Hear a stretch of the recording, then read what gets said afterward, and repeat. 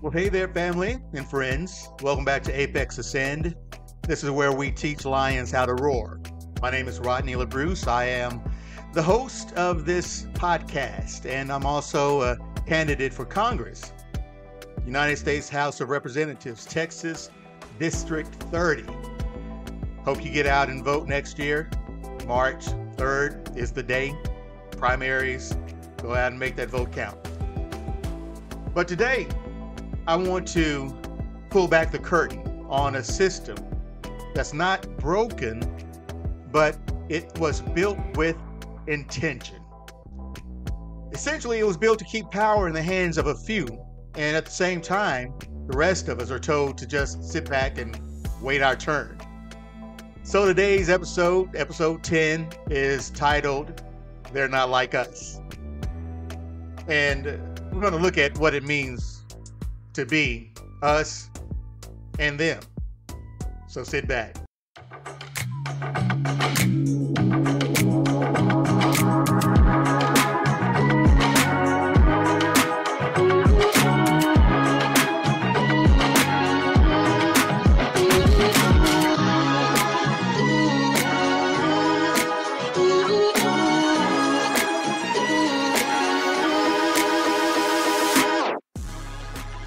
So too often when we talk about investing in historically neglected communities like the Black and brown communities that so many of us live in, these working class neighborhoods, the rural zip codes, someone will ultimately, inevitably throw out an old, tired phrase, that word called handouts.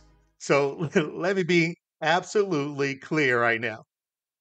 Equal access to things like life, liberty, and justice, those aren't handouts.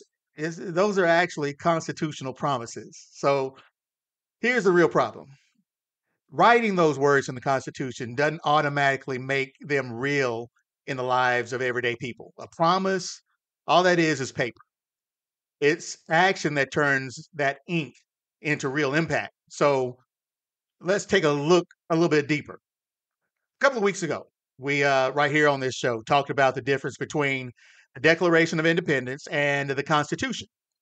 And I hope you were here for that episode. If not, go ahead and listen to it. Pull it up. I think it was episode 9. So the Declaration came first.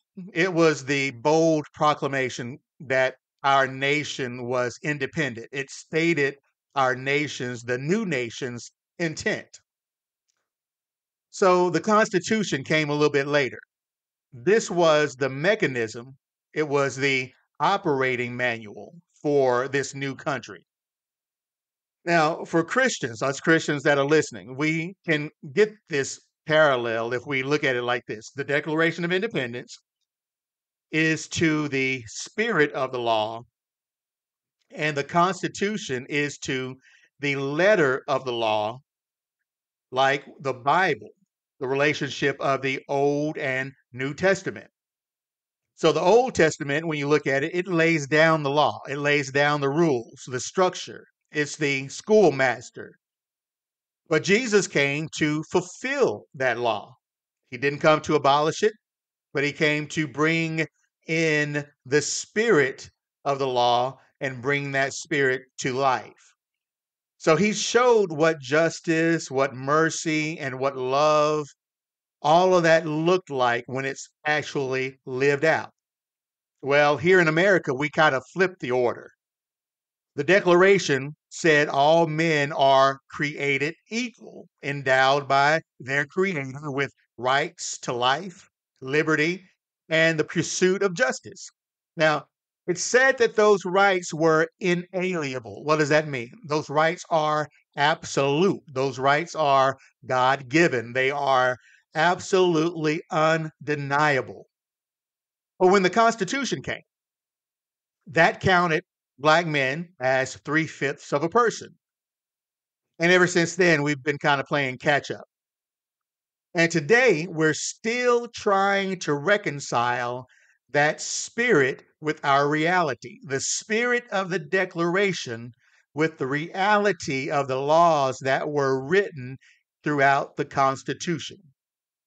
Because when you live in areas like we do in South Dallas, and the only nearby grocery stores have been boarded up for years, and when your child's school shuts down while politicians are busy smiling for various ribbon cutting ceremonies across town, when you apply for a job or housing and you get turned away because you got some little nonviolent offense that you were found guilty of about 12, 20 years ago.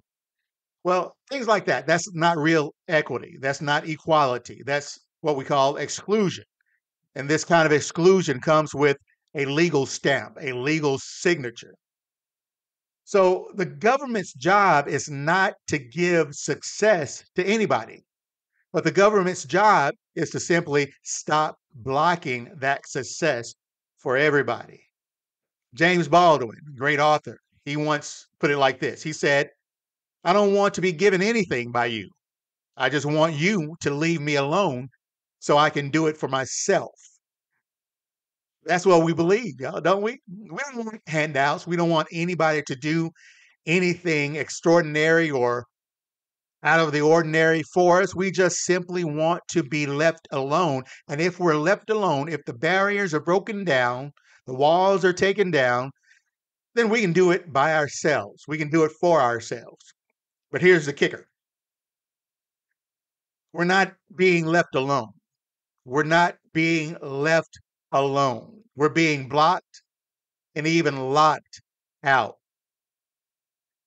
So let's talk about one very, very specific and very fixable barrier before we leave this podcast today. One very simple thing that we can do, that we can change, is the criminal background checks for nonviolent offenses that keep people from housing and keep people from employment. Here's the truth: some data, some stats. Nearly 1 in 3 Americans has a criminal record. Believe it or not, yours truly is one of those 1 in 3. Years ago, back in the day, and y'all don't tell anybody, but back in the day, I was hanging out in one of my stages. Me and some friends were leaving a club, and about 2 o'clock at night, we were going through downtown Dallas, and we were goofing off. And whatever the reason, I think I had just turned 21, just went out and bought a weapon, 9 millimeter, something cheap, got it from a pawn store, probably. And for whatever the reason, somebody's calling my home phone, probably trying to keep me from telling this story. For whatever the reason, we were playing around. I was in the passenger seat, and I pulled out my gun, and going straight through downtown, I decided to um, uh, clear the chamber. But um, I, honestly, I was had some, let's just say, some alcohol in my system, and wasn't thinking clearly. Let's just say that. So I wanted to clear the bullet that was in the chamber, and I thought at the time that I would do that by racking the slide, and one bullet goes out.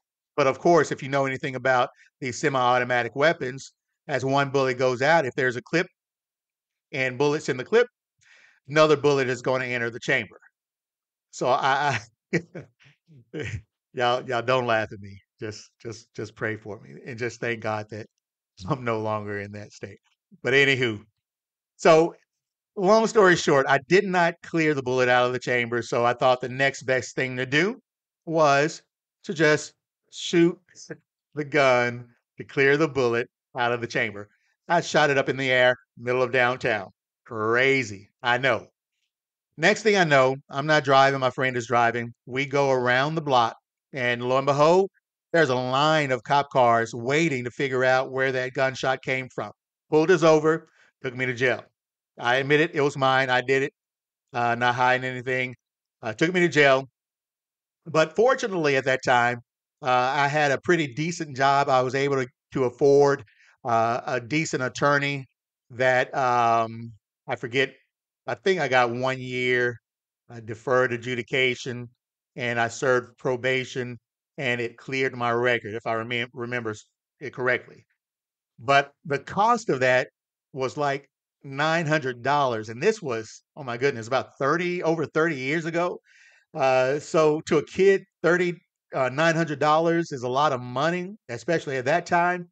So it wasn't necessarily cheap for me to get a good attorney to help me and assist me going through this court system. So a lot of people don't have access to quality attorneys. So they're forced to deal with these type things on their own or with public defenders. And the result of that is that they still have things on their record that they have to explain away.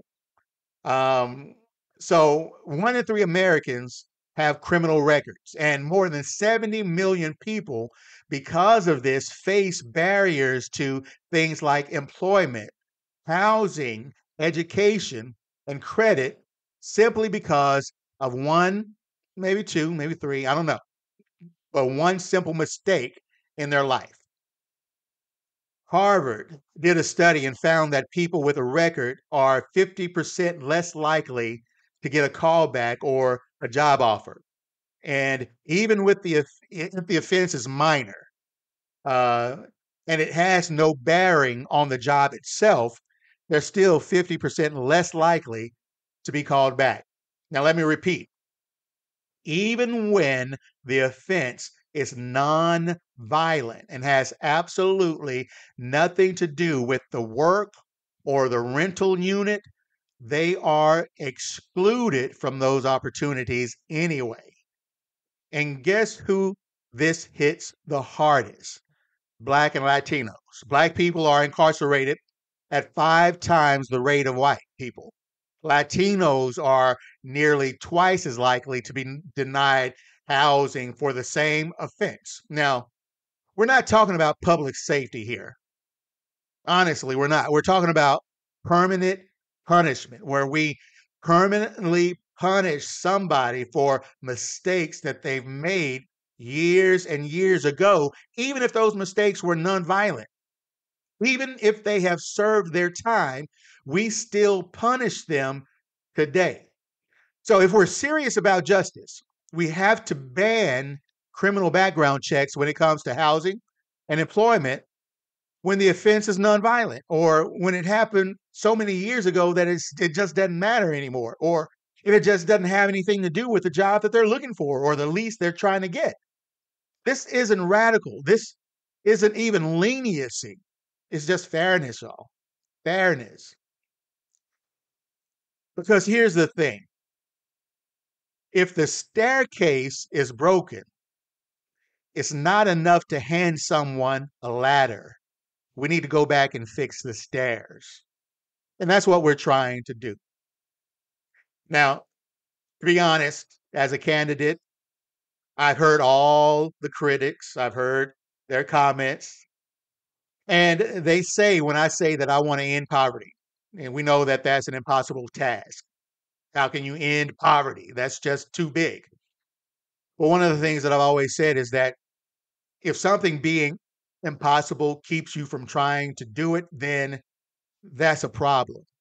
Just because something is impossible doesn't mean you shouldn't try to do it. Back in the 60s, they thought that reaching the moon was impossible, but they did it. But even if they didn't do it, the things, the innovation, the new technologies that they came up with in the journey of trying to reach the moon would have made it all worth it. So even if we do things that are impossible and never achieve the impossible task or goal, then the way that we, or the journey that we take in order to try and accomplish that in the interim is going to come up with other things, other ideas, other technologies, other policies that will change how we live our everyday lives. Now, when we look at my attempt to end poverty, they say that my poverty plan is just full of giveaways, that I want to somehow legislate morality. I want to make a group of people, force them to do things that they weren't built to do. So let me make this as clear as I can for those of you who are sitting in the back of the classroom. I do not believe in legislating morality. This is for both sides. There are many Christians that believe that the government's responsibility is legislating morality. I don't believe that government is responsible or even capable of legislating morality. It's not their job, not what they're supposed to do. So I'm not interested in writing laws to force people to live by someone else's moral code. That's not what my intent, or that's not what the intent of or the responsibility of the government as a whole. So this is not about controlling behavior. It's about simply confronting injustice.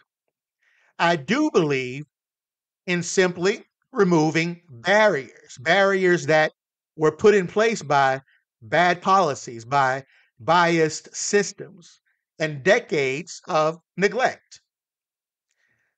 Barriers that punish people for being poor and making mistakes along their life, in their life, and simply being born on the wrong side of the train tracks or in the wrong zip code.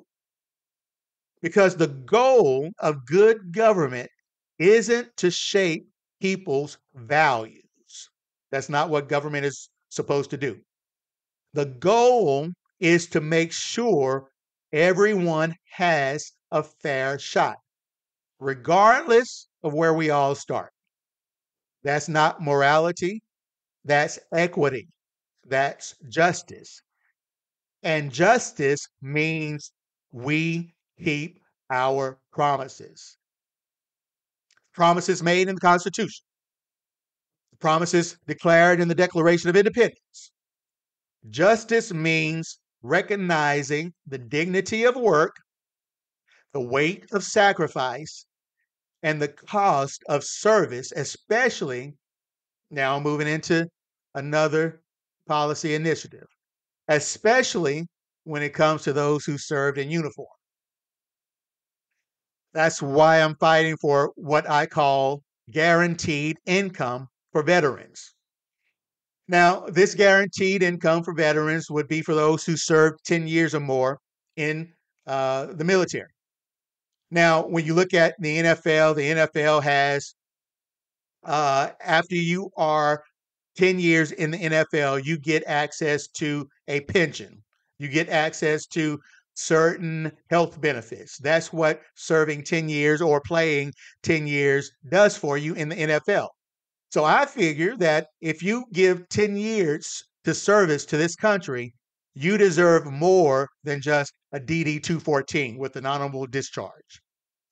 Because if you gave a decade of your life in service to this country, you served tours, you moved for your family from base to base, you risked your life, you wore the uniform.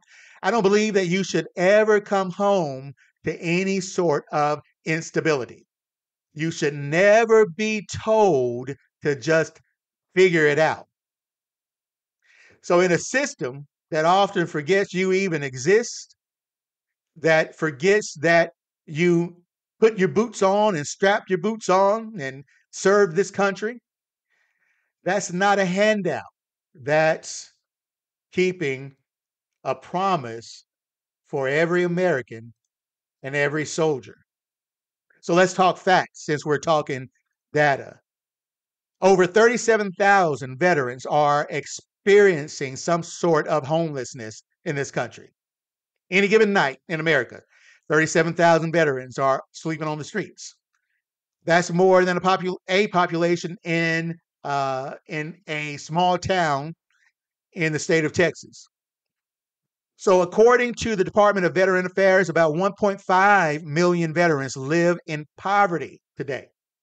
Now, these men and women served in Iraq, they served in Afghanistan, Vietnam, and even during peacetime, they served. But now they struggle to afford things like groceries and rent. These veterans have served and have been dealt disabilities because of their service, things like PS or PTSD, not just losses of limbs and things like that, not just chronic illnesses, but they faced all of these disabilities because of their service. And they're more than twice as likely to face economic insecurity compared to the average civilian. Now, while the military does train and equip people with all kinds of discipline and skills, what they don't teach our military veterans is to how to properly transition into civilian life, because that remains a hurdle for all of them. The unemployment rate for veterans who recently separated from service is consistently higher than the national average. And that's particularly higher even among Black and Latino veterans. Now, this isn't just about economics, it's about values, because for all the flags we wave and the parades we host, and every time we tell a veteran, thank you for your service, we do honor veterans in speeches and things of this sort. But when it comes to policy, we abandon them every time. So we make promises on Memorial Day. We remember them then. But when it comes to budget negotiations, we forget they're even alive. So all of that has to change. We got to get better at that. So I've gotten some policies on my website, labruceforcongress.com. And if you want to get the details of how we look to make these changes and honor our veterans with real honor and not just lip service, go check it out. And we want to stop calling all these things a handout. We want to call it what it is. It's a national obligation that we're trying to fulfill. Now, I don't want to stop there because we got to talk about something else. Let's talk a little bit about vision. When it comes to our home, south of Dallas, is under a constant amount of pressure due to a chronic amount of underinvestment and high unemployment and things like food deserts in South Dallas. So when we look at things specifically like unemployment and poverty and food deserts and things that we deal with here in South Dallas, our district has about 16.2% of its residents living below the poverty line. Now, to put that in perspective, 12% is the national average. 14% is the state average. So here in our little small window of or region, we're higher in average of people living under the poverty line than people in the state and people nationwide. Meanwhile, our city as a whole, Dallas, city of Dallas, is becoming a national hub for data centers. Now, what's a data center? A data center is a very highly secure facility that stores and manages and processes massive amounts of digital information. So every time you send or check your email, every time you stream a video on Netflix or Prime TV, or every time you use your GPS navigation app, Waze or whatever, even every time you swipe a credit card, your data travels through one of these data centers and gets relocated, uh, redirected to wherever it needs to go, and then it comes back to you. So think of a data center as the backbone of the internet. Cloud, it's the digital economy. Without these data centers, the internet wouldn't work. Now, why does that matter for a place like South Dallas? Because there are many of these data centers being built in places like North Dallas. And because data centers are often seen as tech infrastructure, they can be powerful engines for local economic growth. So wherever you see a data center, you will find economic growth. So you find these data centers in places other than North or other than South of Dallas. Now, to be honest, they have announced that a couple of these centers are going to be built. One is going to be built in Wilmer, I believe. One is going to be built in Lancaster, I believe. But these are going to be new facilities, new warehouses that are built. So whenever you see new warehouses or data centers being built, you can see that these things are being built, or let me put it to you another way. A new data center that has new development, there are two groups of people that are going to benefit from that new development. One are the developers and the investors, and two, the politicians that brought those developments there. So, yeah, there's a data center going up in Lancaster, data center going up in Wilmer. These are new facilities, new developments, and only two groups benefit from that, the investors and the politicians. So, my proposal is to, instead of building new facilities, brand facilities, if you take a look around the city of Dallas, South in particular, you'll find abandoned schools, you'll find abandoned grocery stores, these big abandoned buildings begging to be repurposed. That's what I want to see. But keep this in mind, you gotta do it carefully. Otherwise, these new facilities are going to push out the current residents, going to make it unaffordable for them to live there anymore.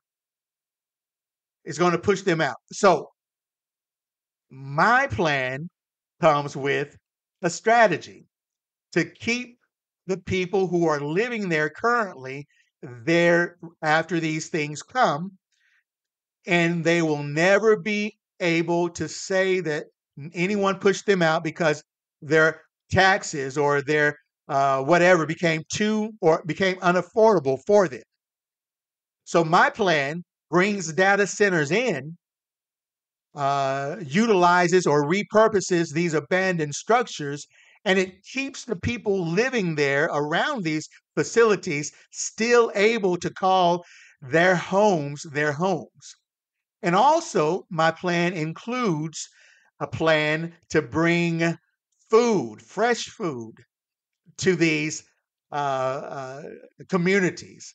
No more food deserts. So, this plan is also on my website, LaBruceForCongress.com.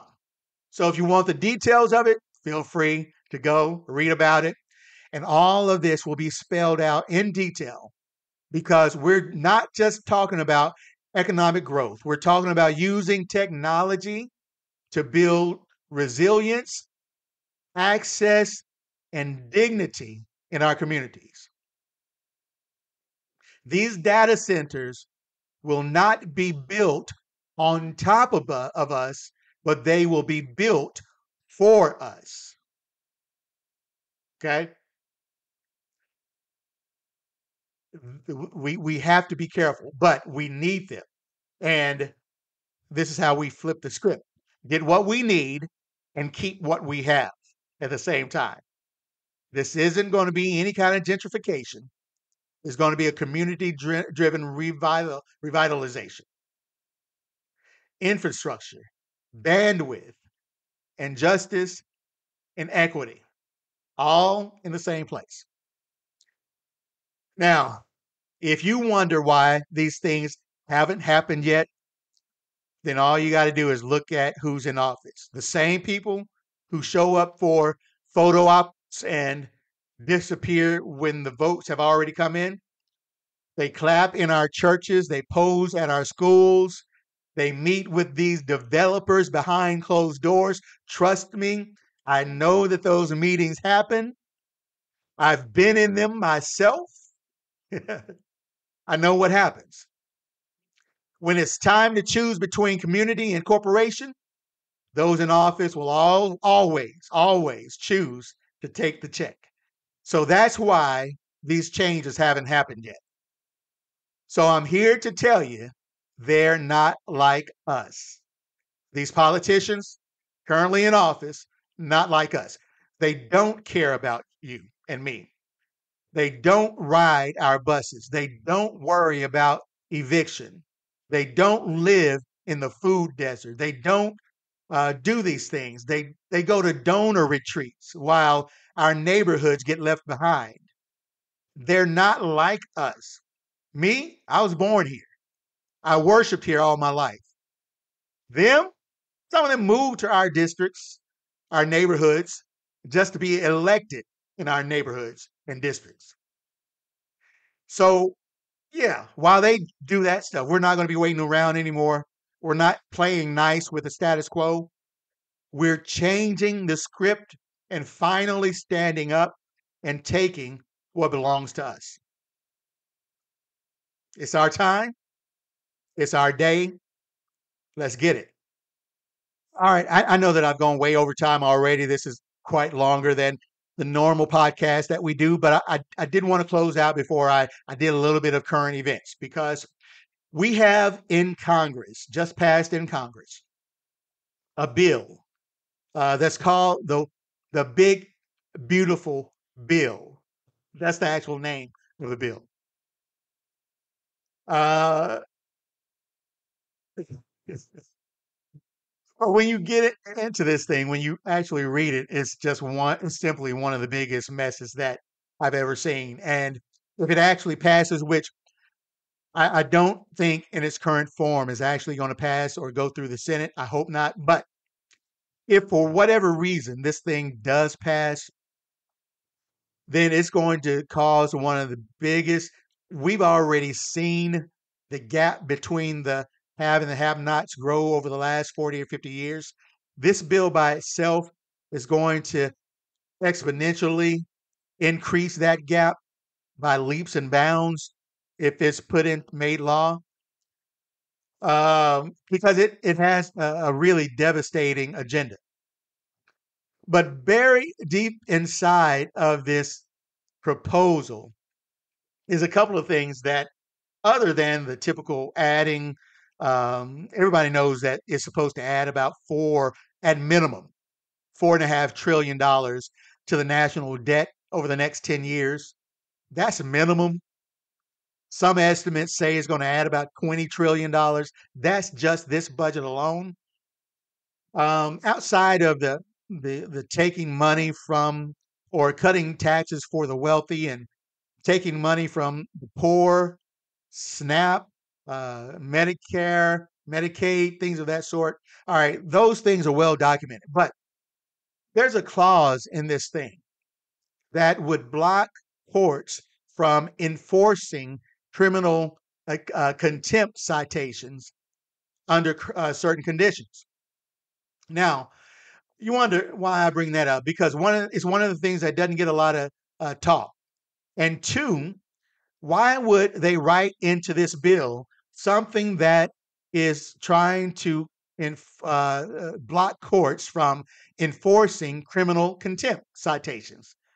Why would they do that? Well, just so happens that Donald Trump and his administration is currently under threat of criminal contempt by several courts for defying court orders.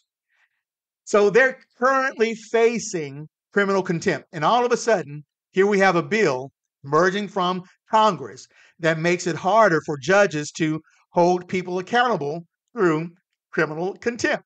Now, that right there shows that policymaking is not the priority of this Congress. Self-preservation is priority, and self-preservation for one guy. That's the guy at the top. not governance, protection for those in power. Now, ultimately, if this even does get put into law, it's not going to survive constitutional review.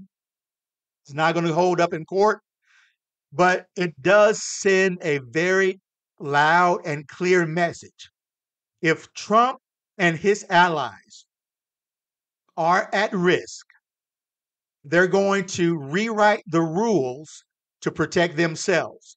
They're going to do whatever they can do, rewrite the playbook to protect themselves and their interest. That's textbook definition of abuse of power. But if that weren't enough, they also quietly slipped into this bill a repeal of the tanning bed tax. You say tanning bed tax? Some of us may not even have known that there is such a thing. But while they take beds away in hospitals for those who are living in poverty, they're making sure that the affluent have a place to lay down and get their tan on. Now, let's be clear. One particular orange man has to be seen as a beneficiary of this particular provision in this bill. All right. Now, let's be also clear that this is bigger than one man. This is about whether the law applies to everyone or just those with wealth, to people without connections or those with connections and lobbyists, because I want to make this point resonate in your mind that the access to politicians is not demonstrated only through this one man named Trump, because people on every level of politics are the recipients of connections, people lobbying for their interests, mayors, council, reps, members, all of these people. Somebody's trying to get access to them. And they're very successful in their attempts. Because while they're shielding themselves, here's what it actually does to the rest of us. We lose out on things like food assistance, and they get another round of tax breaks. We lose climate protections. Our college costs are rising. Regulations are being deregulated all the time, all because of the amount of access that people with money have to our politicians. We got to stand up now more and louder than we have ever before, because the rich are only going to get richer and the poor are only going to get more punished. And the middle class, we're just going to continue to get blindsided again and again and again. So if you're tired of being told to wait, if you're tired of systems that are built to serve someone else, remember, the system isn't broken because it was intentionally put together this way. And if you want real representation and not performative politics, then I want you to join me. Visit LaBruceForCongress.com. Follow this show, share this episode, and ask yourself and your neighbors, what other barriers do we need to tear down? Because I'm looking at them, and them are the politicians. And I'm looking at them and I'm saying, they're not like us. But you know what? I am. I'm here for you. I am you. This has been Apex Ascent, and I'll see you at the top of the mountain. God bless.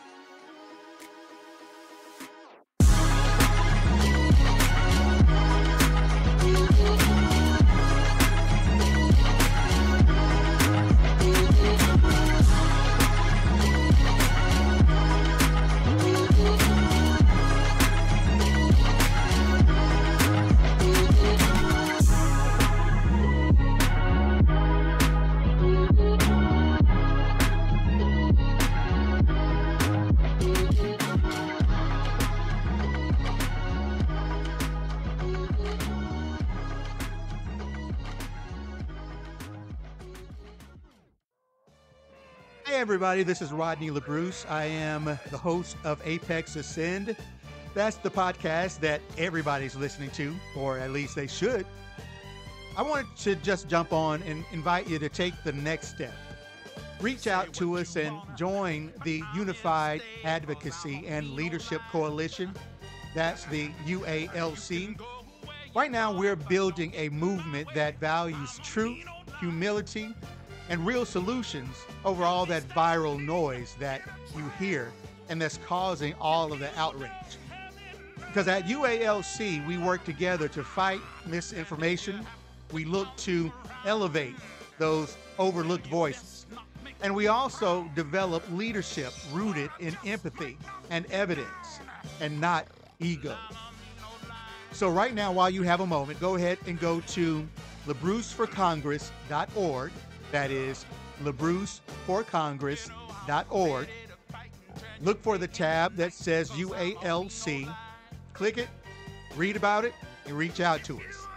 Whether you are a lifelong learner, a critical thinker, or just someone tired of all the noise, we want to hear from you because we want you to join the conversation. That's all I have today. Thanks again for joining me on Apex Ascend. If any episode moves you enough to make you think, go ahead and share it and reach out to us and share your thoughts. We'd love to hear from you. Talk to you soon. Bye-bye.